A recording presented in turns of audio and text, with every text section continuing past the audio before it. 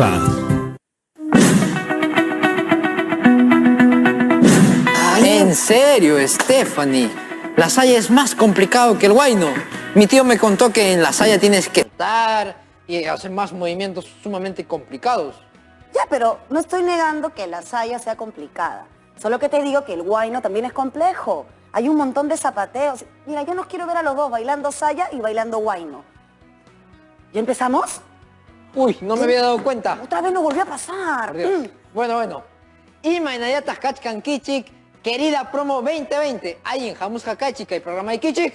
Aprendo en casa, Nishan. Un programa del Ministerio de Educación. Yo soy Junior.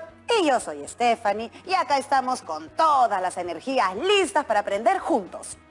¿Energías para insistir que el huayno es más complejo que la saya? Ay, Junior, ¿por qué eres así? Ni siquiera nos estamos dando cuenta que la profesora ya está. Buenos días, profesora. ¿Cómo está? Bienvenida. Hola, Stephanie. Hola, Junior. ¿Cómo están? ¿Por qué tienen esas caras? Es que profesora Stephanie insiste en que el huayno es más complicado de bailar que la saya. Y ya le dije de varias formas que no es cierto. Espérate un ratito. Lo que yo he estado explicándole es que el huayno también es complejo como la saya. Y le he dado varias razones. En otras palabras, lo que han estado haciendo es darse argumentos y contraargumentos para demostrar que están en lo correcto. ¿Qué tal coincidencia? Justo en el programa de hoy vamos a hablar de la importancia de los argumentos y la solidez de los mismos a la hora de escribir un texto argumentativo.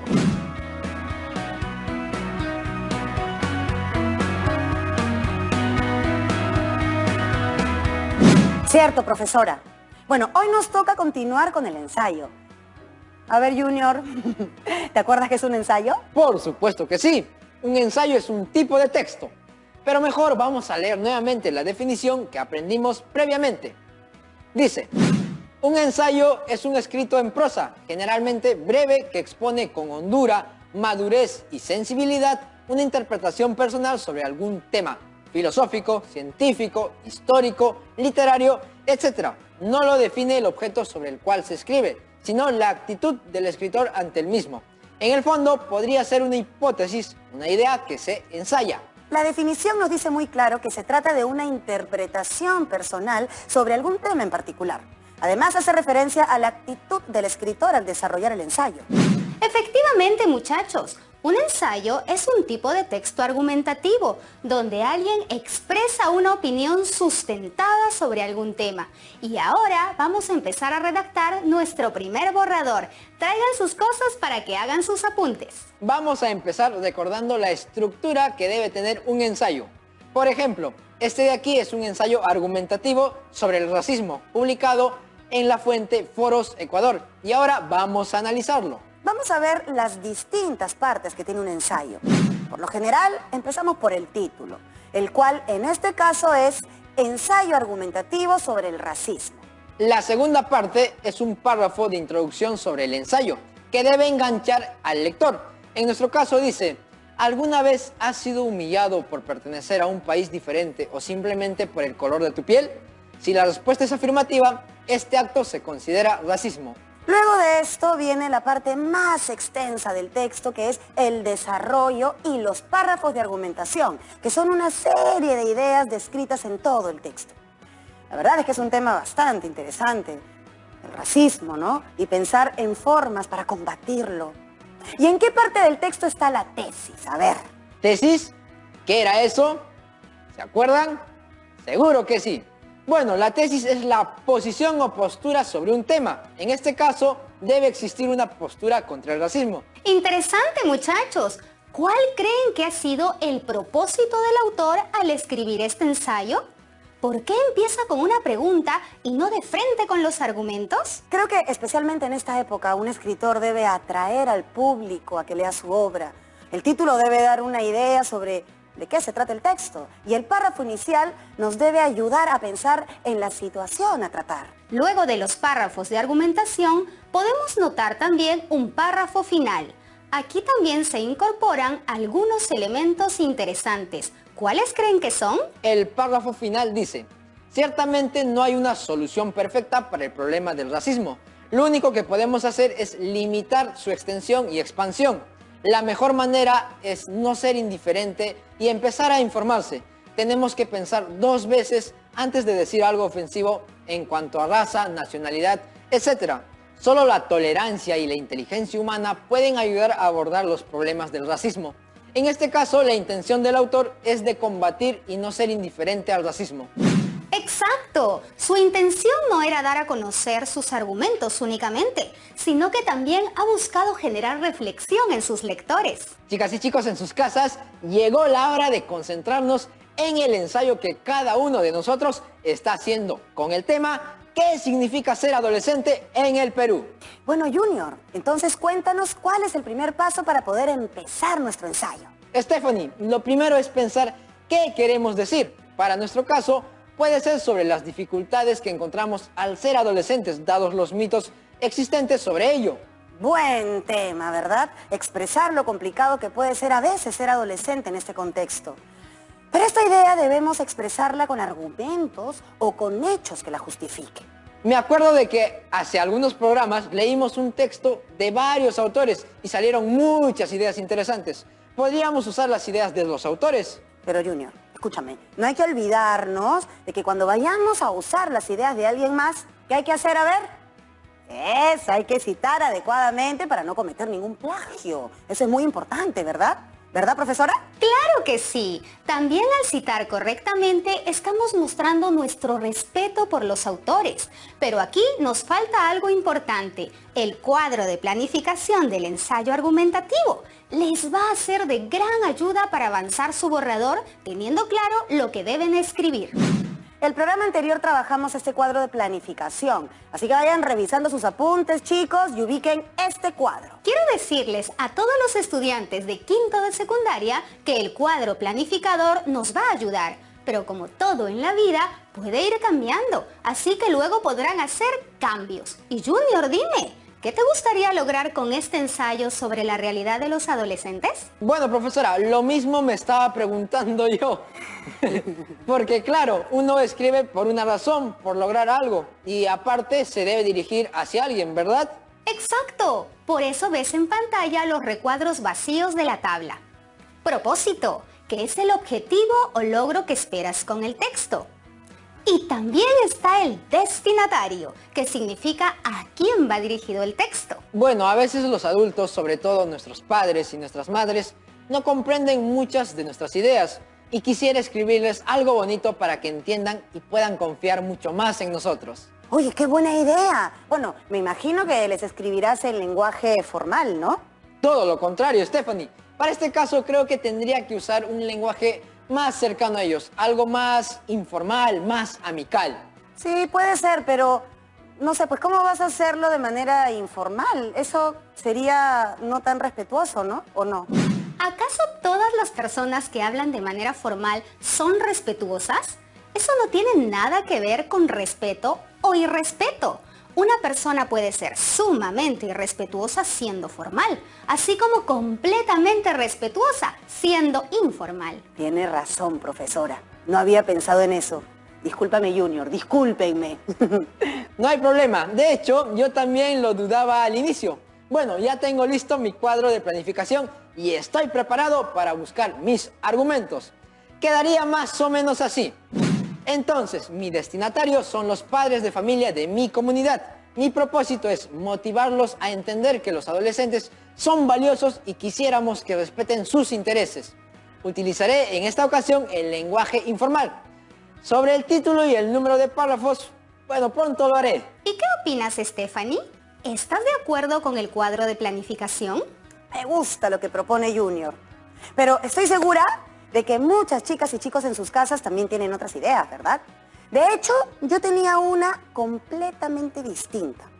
¿También podría hacer mi propio cuadro planificador, profesora? ¡Claro que sí! Tiene que ser tu propio texto. Debe nacer de uno mismo. Chicas y chicos, recuerden que cada uno debe hacer su propio cuadro planificador. Para Junior, su propósito es motivar a las madres y padres de su comunidad con un lenguaje informal.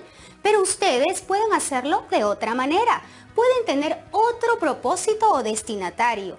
No hay problema con tal de que el tema sea el mismo que hemos estado desarrollando. ¡Genial! Ya saben todos, ¿ah? El tema es el mismo, pero lo demás va a depender de lo que ustedes quieran decir. Por ejemplo, en mi caso, el destinatario es el municipio y toda la comunidad a la que pertenecí cuando fui niña. Pues, yo les cuento, ¿no? Hay una pequeña radio local, hace años, donde pasaban música de todo tipo. Y hasta tiene un programa donde yo fui a concursar alguna vez cuando era niña. Sí, mi abuelita me llevó. El problema es que le han quitado el permiso a la emisora. Y entonces queremos pedirle a la municipalidad que le regrese el permiso.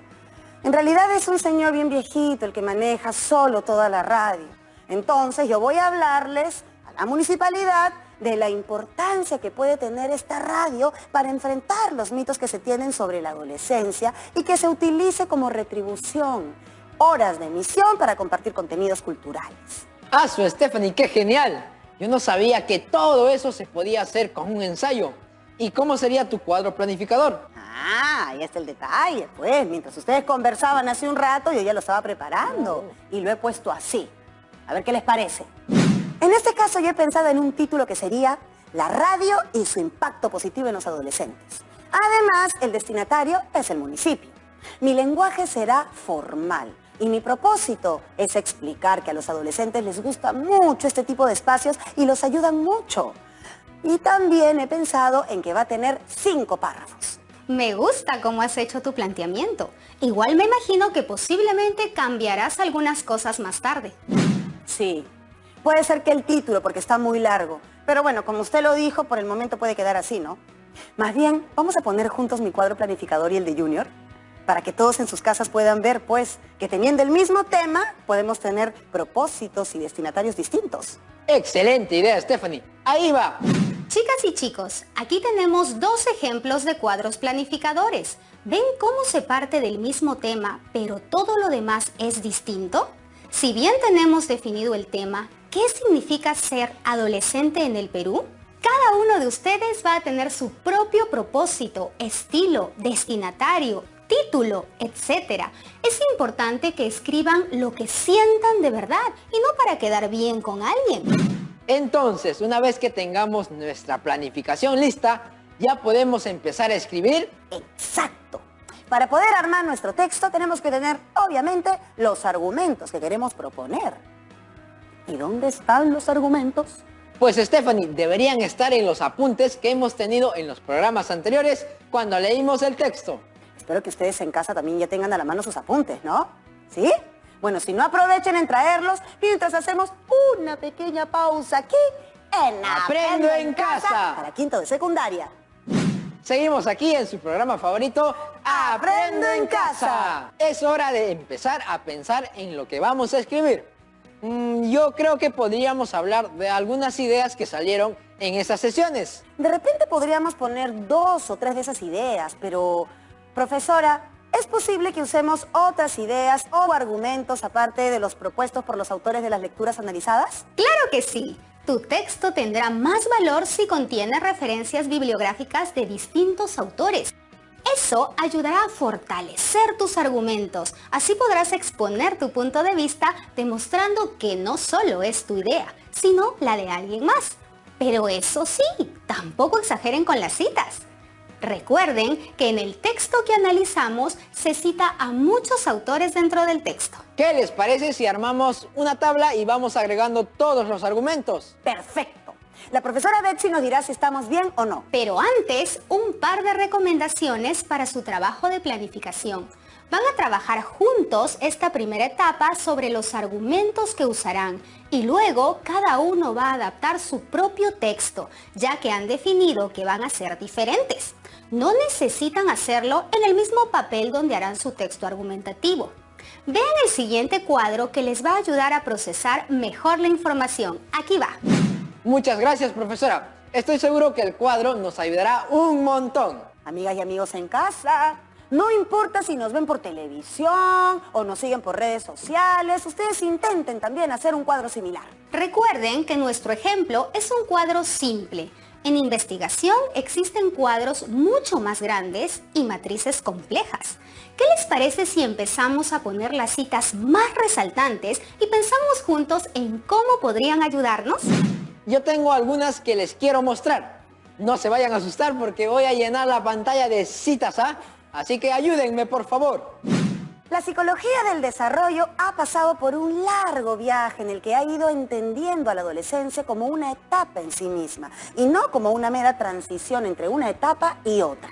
Las y los adolescentes son entendidos de manera deficitaria a partir de lo que les falta para ser adultos o desde imágenes reduccionistas o determinadas biológicamente, como dominados por sus hormonas, no pudiendo manejar sus emociones, en una suerte de guerra permanente con sus padres y madres y llevados al mal camino por sus pares.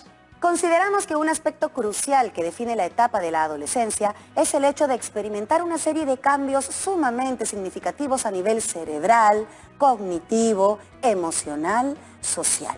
Algunos de los cuales son simultáneos y en un periodo relativamente corto de tiempo. Gran parte del reto de la vivencia de la adolescencia es, pues, aprender a gestionar dichos cambios. Estas representaciones sociales de la adolescencia no solo alimentan dramáticas y potentes películas y series televisivas, sino que además construyen un imaginario en el que habitan quienes gestan política educativa, quienes toman decisiones sobre ellos y ellas, quienes los crían y educan, y al mismo tiempo habitan las y los adolescentes construyendo ideas sobre sí mismos. Sin embargo, si bien sabemos de los resultados de aprendizaje de las y los adolescentes, es menos lo que conocemos sobre sus vivencias, sobre quiénes son y cómo aprenden, sobre cómo se representan la realidad peruana y su relación con la misma, sobre qué aspiran a ser y en qué creen, sobre cómo se representan su vida cotidiana en la escuela, sobre lo que sueñan para ellas y ellos mismos y para aquellos a quienes aman, sobre cómo vienen vivenciando la sexualidad y el género, sobre qué los hace infelices y sobre qué valoran para su bienestar. Piz, Guillén, De la Torre, Urbano, Araníbar y Rengifo, 2019. Nuestra deuda con la adolescencia. Proyecto Ser Adolescente en el Perú. Convenio UNICEF, PUC, Lima. ¡Genial! Hay muchas ideas para debatir. Espero que no sea como con la saya y el guay, ¿no? Pero no tenemos que escoger las mismas ideas necesariamente. Te pueden servir algunas a ti y otras a mí. Muy bien, recuerden que tienen un propósito para su texto. El de Junior es motivar a los padres de familia y el de Stephanie convencer al municipio. Las citas las podemos usar de distintas maneras, como ya hemos explicado antes. Pero antes, escojan lo que más les sirve para su texto. ¡Ojo! Que hay más que no hemos puesto en pantalla. Listo, ya decidí cuáles voy a usar. Vamos al cuadro para ver cómo usarlas. Hasta ahora va así la tabla. Bien, veo que hay dos citas en la tabla con sus respectivas comillas, porque no es escrita por ti, así como la fuente. Siempre se debe poner la cita, así usemos varias partes del mismo texto. Durante la redacción se van a dar cuenta que hay distintas maneras de citar y no siempre será necesario poner todo eso. Ahora sí, Stephanie, ¿para qué servirá la primera cita? Podré explicar que la adolescencia es vista como una simple transición o momento, al decir todos son iguales, pero no es cierto. Realmente es una etapa muy compleja. En tu texto, ¿vas a copiar una frase tal como está? ¿O vas a parafrasearla? Es decir, explicarla con tus propias palabras. Recuerda que te diriges al municipio y en lenguaje formal. Sí, gracias por el recordatorio. Lo pondría así. Es importante considerar que la adolescencia ha sido vista durante mucho tiempo como un mero espacio o momento del tiempo en donde el niño pasa a ser adulto. Eso pasa porque el adolescente no es ni niño ni adulto. Pero el ser adolescente es realmente una etapa. Por tal motivo, debe ser considerada como etapa. Me gusta la idea, pero se repiten algunas palabras muy cercanas. Buena idea y bien planteada. Pero la parte en la que se repiten varias palabras muestra una falta de cohesión. ¿Recuerdan que ya vimos ese tema? Para no repetir, podemos usar sinónimos, reducir frases y otro tipo de estrategias. Tienen toda la razón. A ver, lo voy a corregir luego. Aquí va la segunda frase que usé. Consideramos que un aspecto crucial que define la etapa de la adolescencia es el hecho de experimentar una serie de cambios sumamente significativos a nivel cerebral, cognitivo, emocional, social. Algunos de los cuales son simultáneos y en un periodo relativamente corto de tiempo. Gran parte del reto de la vivencia de la adolescencia es, pues, aprender a gestionar dichos cambios. Bueno, yo creo que esta frase me servirá para explicar que todos sabemos que la adolescencia tiene muchos cambios, pero a veces olvidamos que justamente nuestro reto está en gestionar dichos cambios. Y eso es lo que a veces los adultos no consideran. Es cierto, Junior está que se salva hoy, pero el próximo programa empezamos contigo. Tu reto será traer 3 frases listas para poner en el texto. Una de ellas, sea de otro libro o material que encuentres. ¿Podrás hacerlo? Claro que sí, profesora. Así les mostraremos a nuestras amigas y amigos en casa otros ejemplos. Estoy tan emocionado que voy a ponerme a bailar saya. ¿Qué te parece, Stephanie? Un baile mucho más complicado que el guayno. Siempre traten de buscar mejores argumentos para tener más fuerza en sus ideas. Y no solo a favor, también piensen en cómo podrían rebatirte tus ideas para pensar en contraargumentar. Es cierto, hay que pensar en ello. Seguramente si les escribo a las madres y padres de la comunidad, tendrán algunos contraargumentos. Y en el caso de Stephanie, igual con el municipio. Es correcto. Y finalmente, ¿cómo harías la introducción a tu texto? Pensaba en eso como algo formal y además considerando la cohesión y adecuación podría ser así. Los adolescentes a veces somos invisibles para la sociedad. Nos ven de una manera negativa y con ciertos prejuicios. Sentimos que las políticas municipales deben considerar cómo nos sentimos y en lo que creemos. Las personas no siempre piensan en todos. Interesante, expresa muy bien el cómo se siente el autor. Sí, es justo lo que pensaba. Es una metáfora, claro. No es que seamos invisibles, ¿no? Pero es una forma de decir que no nos ven. Es cierto. ¿Y qué otras cualidades del texto observan que se podría corregir o mejorar? Veo cohesión y hay una buena adecuación. Es una carta con un lenguaje adecuado para el municipio. Al inicio, hablar de lo invisible parece informal, pero la formalidad no implica dejar de usar metáforas. Luego habla de las políticas municipales para considerar. Me llama la atención más bien la última frase. Las personas no siempre piensan en todos. No entiendo bien a qué se refiere eso, profesora. Ahora que lo dices, creo que no se entiende la idea. Es que yo quería decir que a veces no pensamos en los adolescentes, pero quizá no debería estar ahí esa frase, ¿no? ¿O debo cambiar la forma de decirla? Al escribir nuestro primer borrador, siempre habrá varias cosas que mejorar. El proceso de redacción es abierto, con cambios permanentes. Hay que leer varias veces y corregir palabras, frases u oraciones que lo necesiten. Es cierto que hubo un problema de coherencia en la última frase, pero lo bueno es que lo puedes corregir. Gracias por sus comentarios, profesora Betsy. Ahora sí voy a poder mejorar y fortalecer este primer borrador. Felicitaciones por el trabajo de hoy. Quiero que vuelvan a ver este cuadro donde podemos ver varias formas de citar. ¿Pueden notar las diferencias? El primer caso es un citado textual, ya que se usa la misma frase del texto y se agrega un número que indica que hay una nota al pie. En el segundo caso, se menciona en el mismo texto al autor, en este caso, Pérez, y se coloca entre paréntesis el apellido del autor y el año de publicación. Finalmente, en el último caso, se trata de un parafraseo. No se dice lo mismo textualmente y al final solo se pone entre paréntesis el año de publicación. Profesora, disculpe, ¿podemos usar cualquiera de estas formas? Claro que sí, y al final del texto tendrán que agregar una nueva sección llamada bibliografía. Allí vamos a colocar los datos completos de las lecturas, textos o artículos que hayamos utilizado para nuestro ensayo. Tengo una duda más sobre la forma de escribir.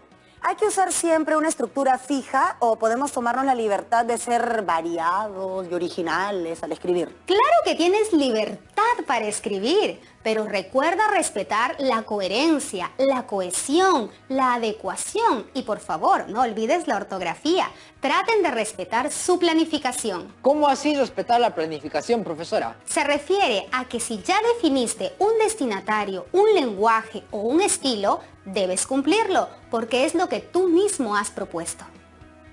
Lamentablemente, llegó el momento de retirarme. Muchas gracias, profesora Betsy. Hasta la próxima. Gracias por acompañarnos. Cuídense ustedes también. Chicas y chicos de la promo 2020, un fuerte abrazo para ustedes. ¡Ay, por fin empezamos con nuestro primer ensayo! Estoy segura de que si lo hago bien le va a gustar a alguien del municipio y va a apoyar la causa. ¿No lo crees, Junior? Así es, Stephanie. Y mi ensayo creo que ayudará a convencer a los padres y madres de mi comunidad a que empiecen a confiar un poco más en nosotros.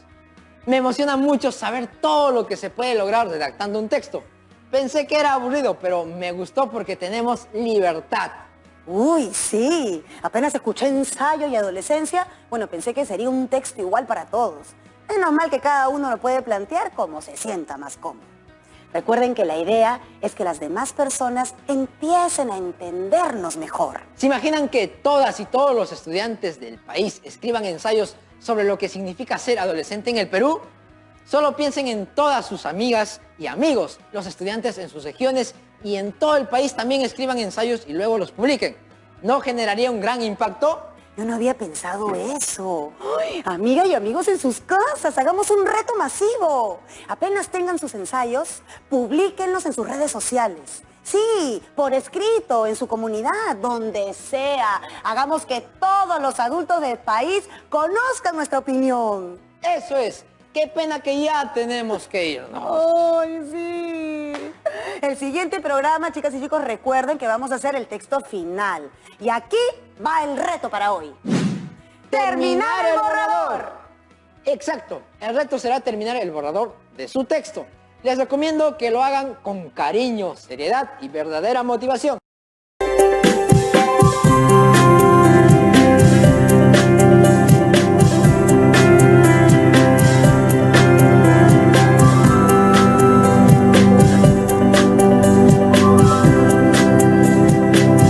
Aprendo en casa. Antes de empezar, como siempre, debemos ver si tenemos nuestros materiales limpios y ordenados. Además de tener, por supuesto, a la mano sus apuntes y su cuaderno de campo, ¿verdad? Para que puedan estar tomando nota de todo aquello que despierte su interés. O te sea útil, te genere aprendizaje y puedas usarlo para solucionar otras situaciones cotidianas. Les volvemos a reiterar, por favor, no olvidemos lavarnos muy bien las manos y desinfectar todo lo que vayamos a utilizar en nuestro trabajo. Recuerda, te cuidas tú, nos cuidamos todos. En los dos últimos programas hemos definido e interpretado la importancia de las medidas de tendencia central, como es el caso de la media aritmética, la mediana y la moda. Esto es para datos no agrupados y en ese sentido recordemos las conclusiones de la actividad anterior. La media aritmética es el promedio de los datos. Para calcularla se suman los productos de cada valor de la variable x sub i por la frecuencia absoluta y se divide entre el número de datos. La mediana es una medida de tendencia central, representada por un valor numérico que ocupa la ubicación central de la muestra, de modo que el 50% son menores o iguales a ella y el otro 50% son mayores o iguales a ella. La moda es una medida de tendencia central que representa el dato que más se repite, es decir, tiene la mayor frecuencia absoluta. Cuando solo existe una moda, se trata de una muestra modal. Sin embargo, en algunos casos puede presentarse más de una moda o dato que se repita. Si hay dos modas, la muestra es bimodal. Y si hay tres o más modas, la muestra es multimodal. Oye, tú sí que te lo has aprendido, ¿ah? Uno tiene que hacer su chamba, pues, Steph. Y tú también lo sabes, ¿no? Sí, bueno, me lo sé de que estaba en el colegio, aunque aquí en Aprendo en Casa ya lo reafirmé. Bueno, ahora vamos a contarles la situación a trabajar. Esta situación ya fue mencionada en programas anteriores, pero la vamos a repetir y para hacerlo les vamos a presentar a la profesora Daisy Nina. Ella nos ayudará con el trabajo del día de hoy. Muy buenos días, profesora Daisy, bienvenida al programa. Bienvenida, profesora, buenos días. Muy buenos días, Stephanie. Buenos días, Junior. Gusto de verlos. Buenos días, chicos de todo el país. En este programa vamos a calcular e interpretar las medidas de localización, como el decil, cuartil y percentil, cuando se trata de datos no agrupados. Para hacerlo rápidamente, recordemos la situación significativa inicial que fue propuesta. ¿Cuál es el valor más representativo del conjunto de datos para la variable en estudio? La comunidad que acuda a la feria regional será aquella que tenga los datos más homogéneos. ¿De qué comunidad se trata? Argumente su respuesta.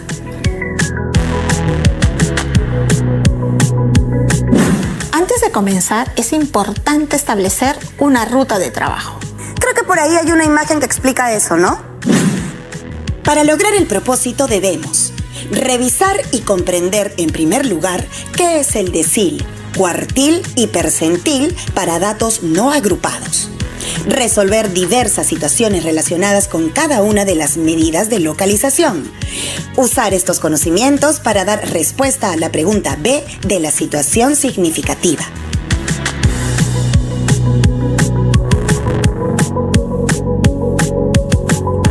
Estoy de acuerdo con tu propuesta, así que empecemos.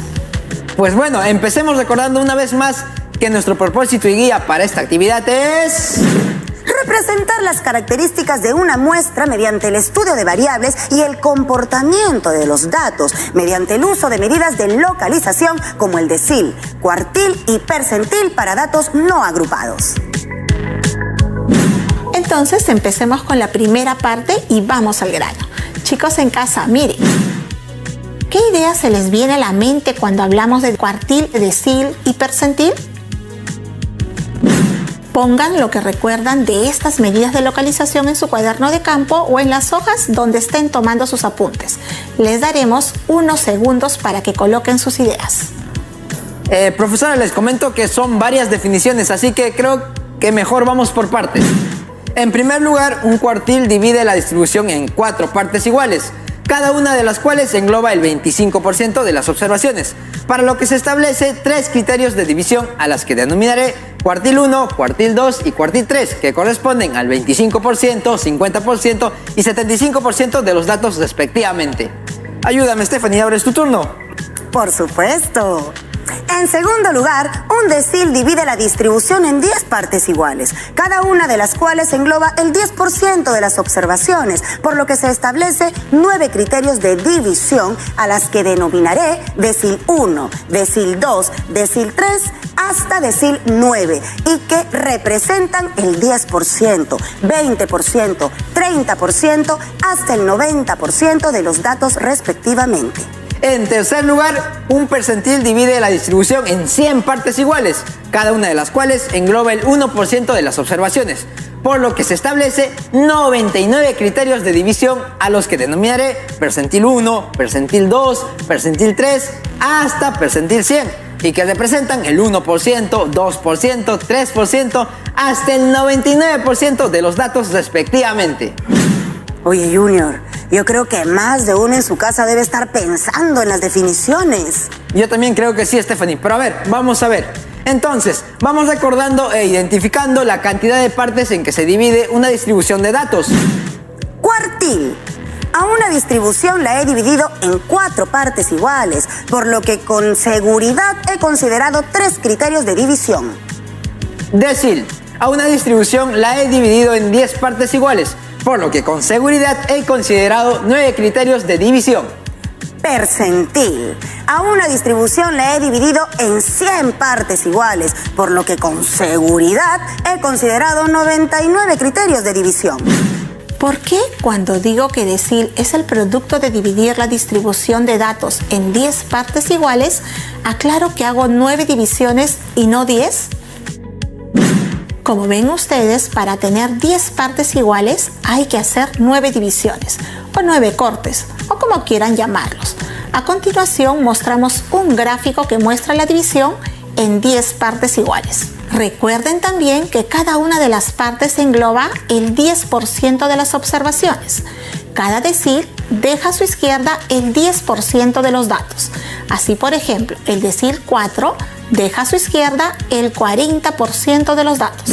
El mismo criterio se toma en cuenta para establecer el cuartil que divide la distribución de datos en 4 partes iguales. Esto implica hacer 3 divisiones o 3 cortes.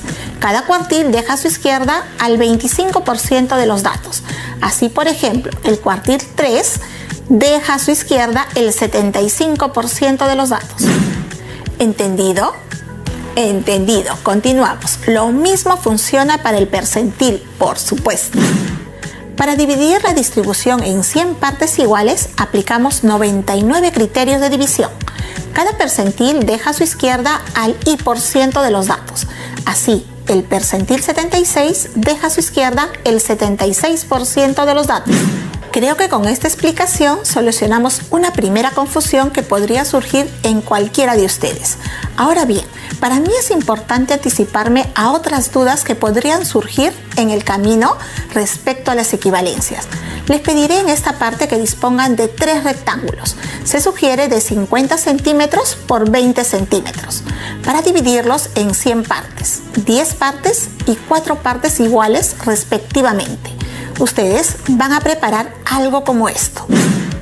Este es un diagrama de 2 filas, una encima de la otra, y cada fila tiene 50 rectángulos, o sea que tenemos en total 100 rectángulos del mismo tamaño. Chicas y chicos, esto es la representación del rectángulo dividido en 100 partes iguales.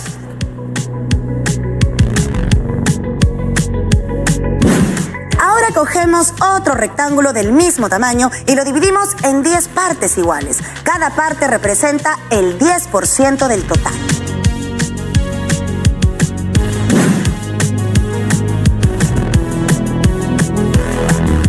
Ahí lo tienen, los deciles que divide al rectángulo grande en 10 rectángulos iguales. Ahora vamos a dividir otro rectángulo en 4 partes iguales. Cada parte representa el 25% del total para representar a los cuartiles.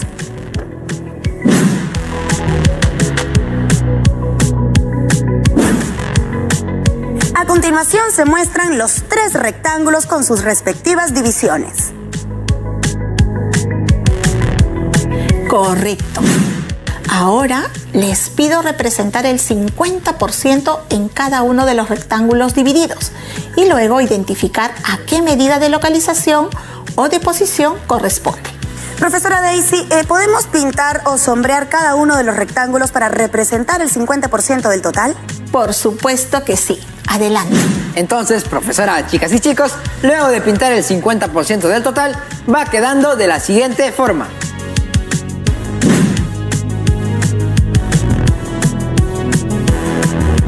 El rectángulo que representa a los deciles y donde hemos pintado el 50% del total quedaría así.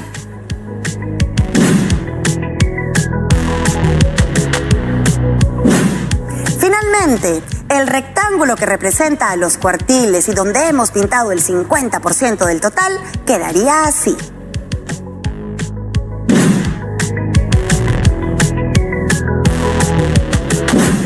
¿Qué es lo que puedes notar en estos 3 casos?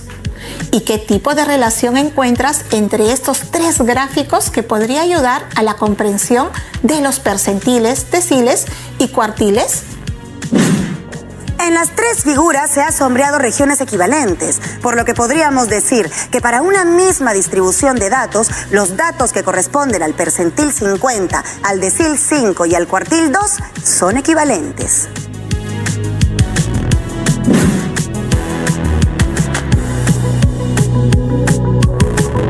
Correcto. Y como estamos trabajando con medidas de localización, es importante hacer estas equivalencias. Ahora vamos a ver la siguiente situación. Lee tú, por favor, Junior. Julio está estudiando su especialización en cardiología y está desarrollando un trabajo de investigación que permita determinar cuántas pulsaciones por minuto tienen las personas turistas, todos ellos que visitan 2 comunidades de la región Huánuco. Estas comunidades están a diferentes niveles de altura y Julio ha tomado el registro de pulsaciones tal como se muestra en las tablas. A partir de estos resultados y analizando las medidas de localización o de posición, ¿Cuáles son las recomendaciones más apropiadas que deberá brindar a los turistas?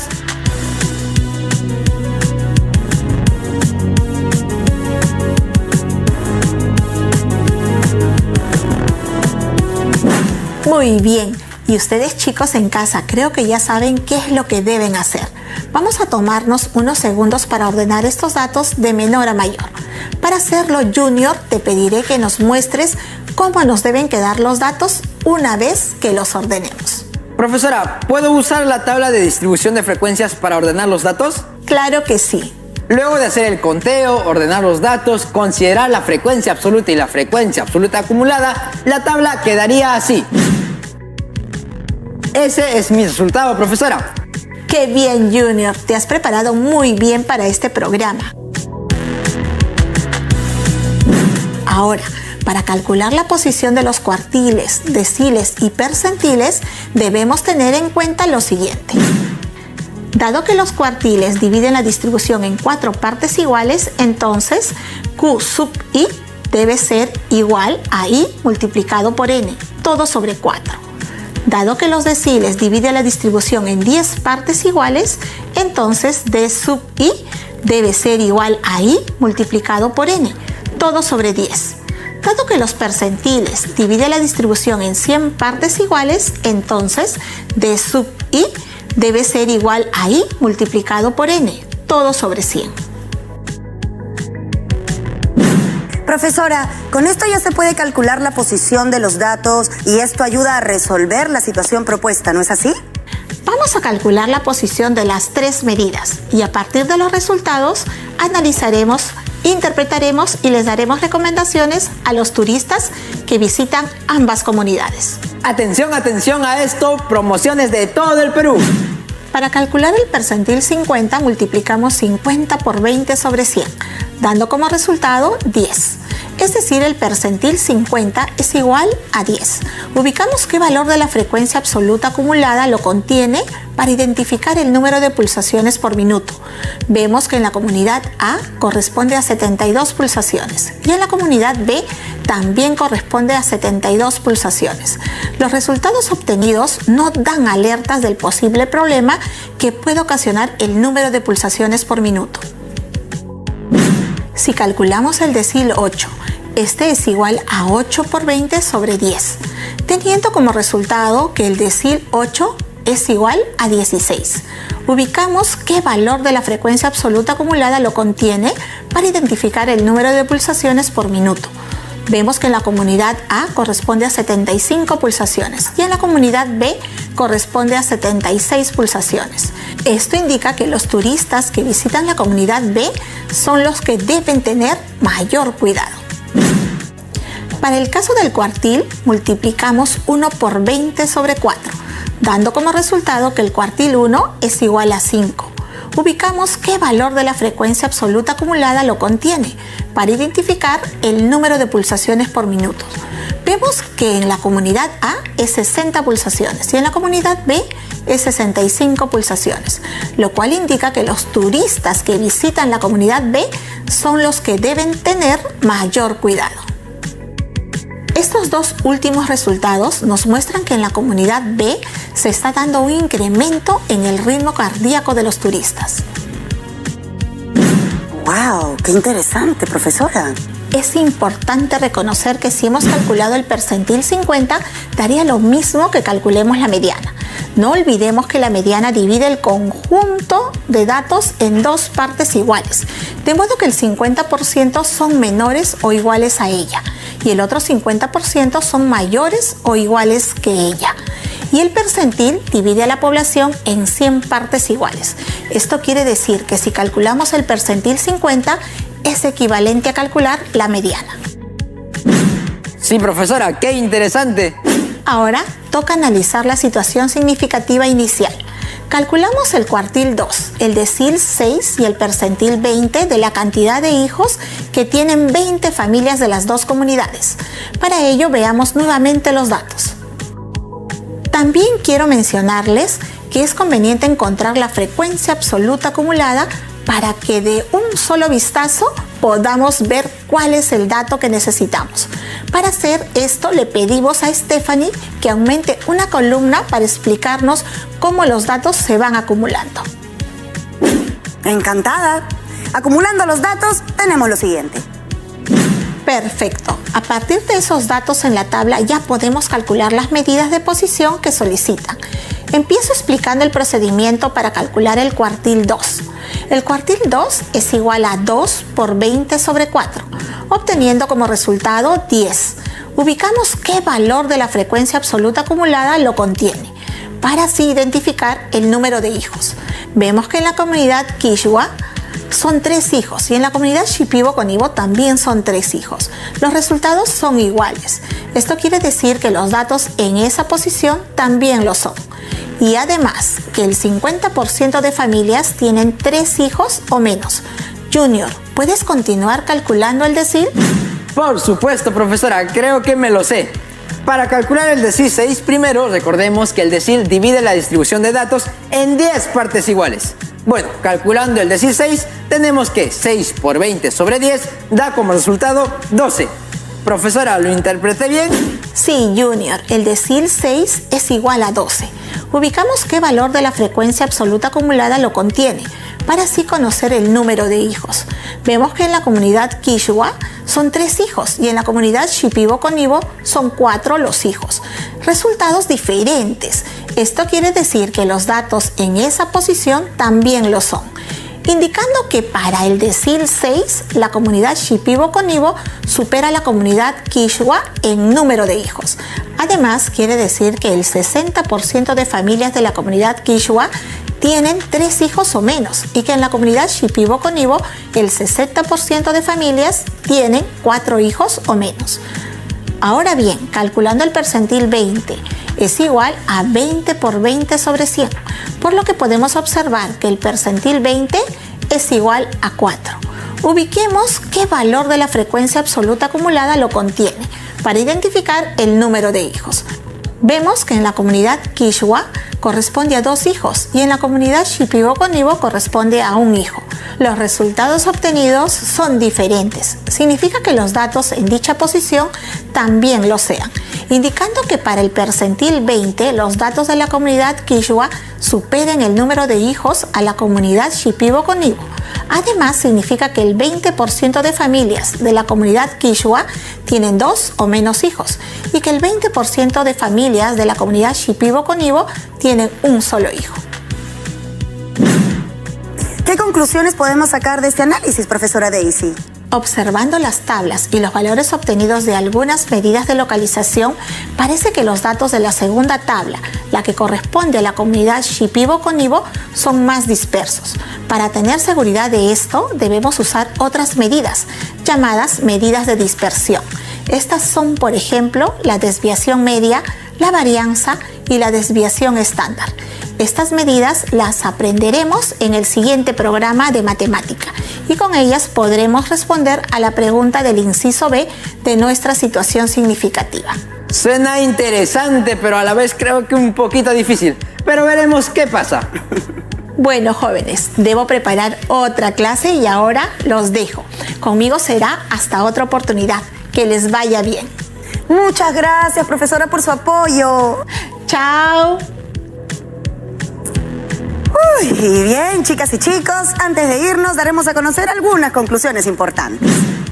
En primer lugar, un decil se da cuando a una distribución la he dividido en 10 partes iguales, por lo que con seguridad he considerado 9 criterios de división, a las que denominaré decil 1, decil 2, decil 3, decil 4 hasta decil 9, y que representan el 10%, 20%, 30%, 40% hasta 90% de los datos.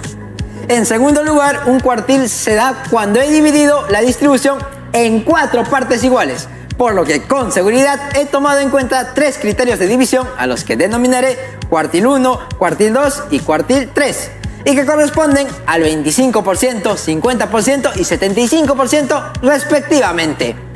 En tercer lugar, y no por eso menos importante, un percentil se da cuando he dividido la distribución en 100 partes iguales, por lo que con seguridad he tomado en cuenta 99 criterios de división y a cada una la he denominado percentil 1, percentil 2, percentil 3, hasta llegar al percentil 99 y que corresponden al 1%, 2%, 3% hasta 99%. En cuarto lugar, podemos decir que los deciles, cuartiles y percentiles tienen sus respectivas equivalencias. Estas medidas nos permiten dar la ubicación de los datos para ir analizando su comportamiento.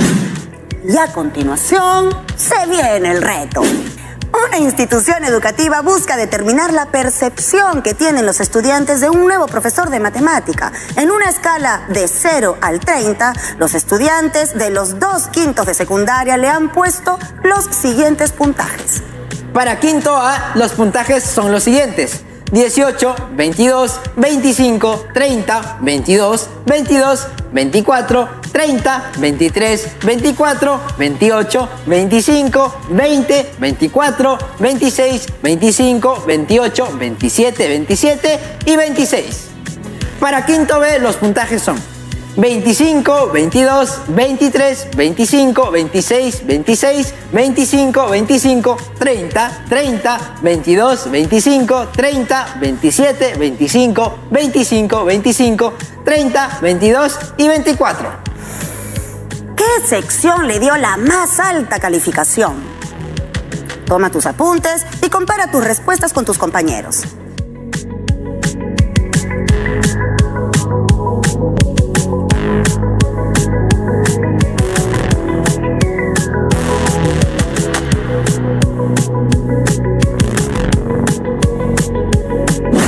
Y esta vez usa como referencia no solo los cuartiles, sino también los deciles. No te olvides de dar una revisión a todos tus apuntes. El orden, además, nos facilita no solo los cálculos matemáticos, sino todo nuestro aprendizaje. Esto vale no solo para nuestra área, sino también para todas las demás. Y por último, recopila todos tus datos, todas tus notas de esta actividad y de las anteriores en tu portafolio, ya sea en físico o en digital. Y ahora sí, los dejamos hasta el próximo programa. Cuídense mucho y no se olviden que no pueden ir a visitar a ningún amigo ni a ningún familiar. Así es, cuídense mucho, mucho, mucho. Un gran abrazo y Tupananchikama. Chao, chao. ¡Chao!